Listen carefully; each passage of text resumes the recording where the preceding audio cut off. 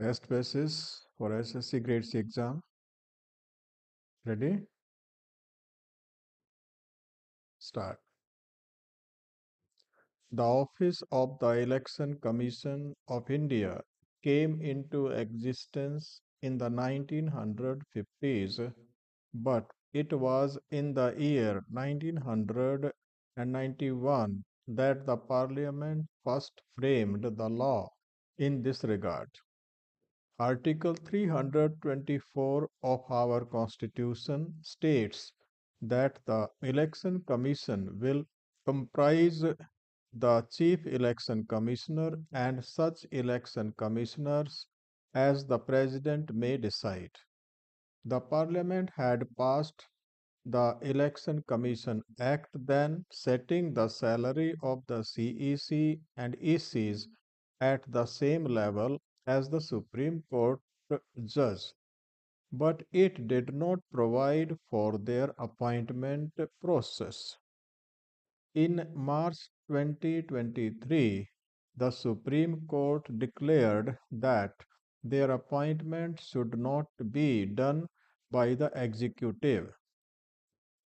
It mandated a selection process which would hold until Parliament made a law. The court directed that the appointment should be done by the President on the recommendations of the selection committee, and the selection committee will consist of the Prime Minister, the Leader of Opposition in Lok Sabha, and the Chief Justice of India. Now, this bill is making a correction to it. The bill before us today has a selection committee, but instead of the Chief Justice of India, it has a cabinet minister proposed by the Prime Minister.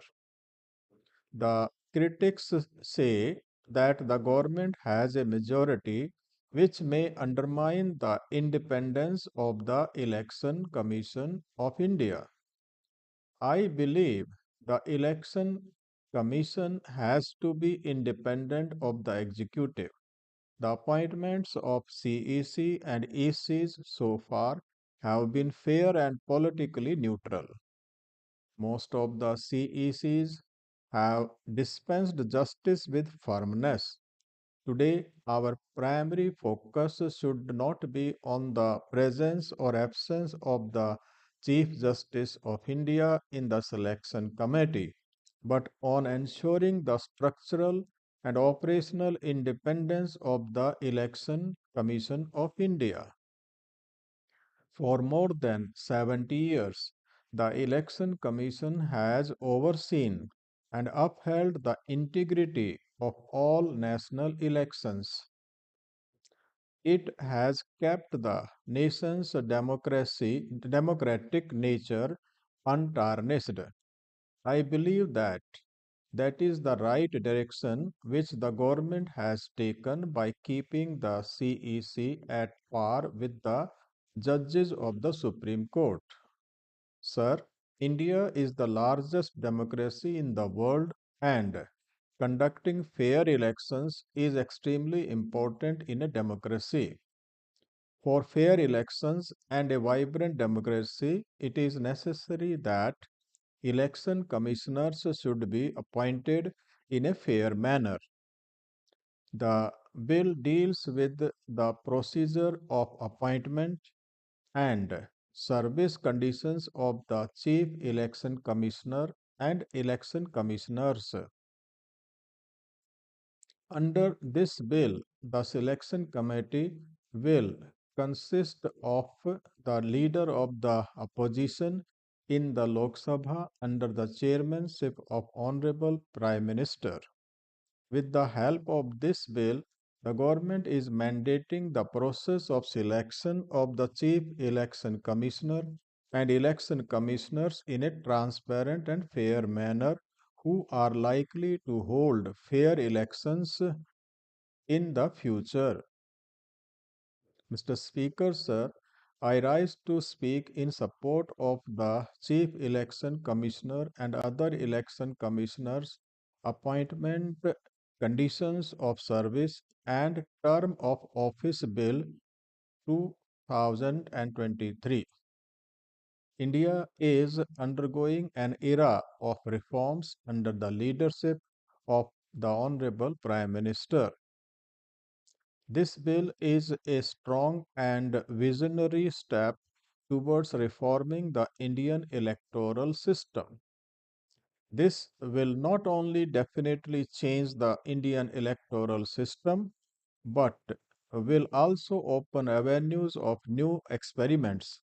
In a democracy, the opposition is as important as the ruling party. But here the attitude of the opposition is not positive.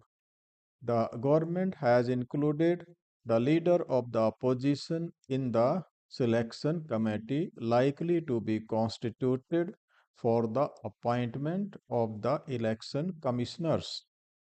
Mr. Speaker, sir, I stand to oppose this arbitrary and biased bill which the government is bringing in to ensure that the autonomy of the election commission is finished for good. The fact of the matter is that if the voters start feeling that the ECI is not an impartial and non partisan body, the legitimacy of our democracy comes into question. This bill does a somersault to the judgment passed by the Constitution bench of the Honorable Supreme Court. This bill is being brought in to create an election commission which will work under the shadow of the Prime Minister. Out of six people in the search committee and selection committee, there is only one independent person, that is an LOP. The government has given no reason to exclude the voice of the legislature and judiciary from the appointment.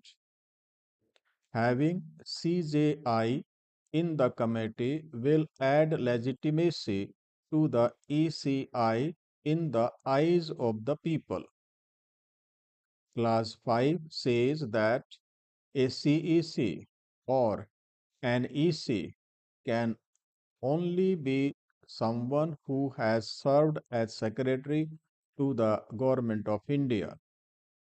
Why can't you broaden the eligibility criteria to include anyone with knowledge and experience of how elections are conducted?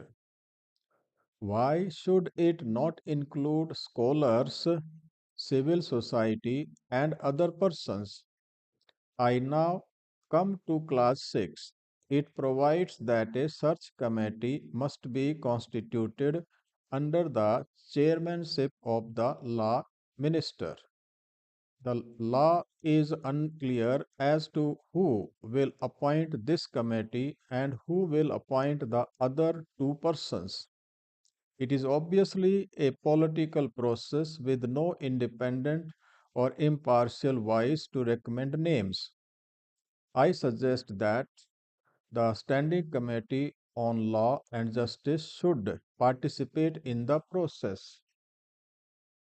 Let the committee interview the people recommended by the search committee.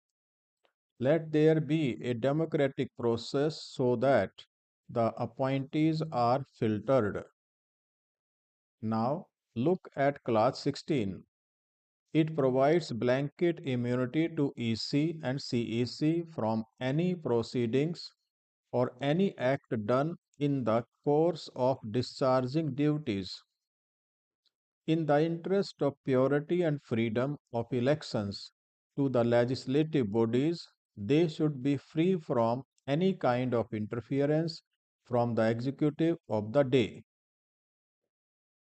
I feel that this bill creates a trust deficit in the eyes of people for CEC and ECs. This will be wrong for our democracy. If an impartial and non partisan body is not There, the legitimacy of our democracy comes into question. That is why I stand to oppose this bill.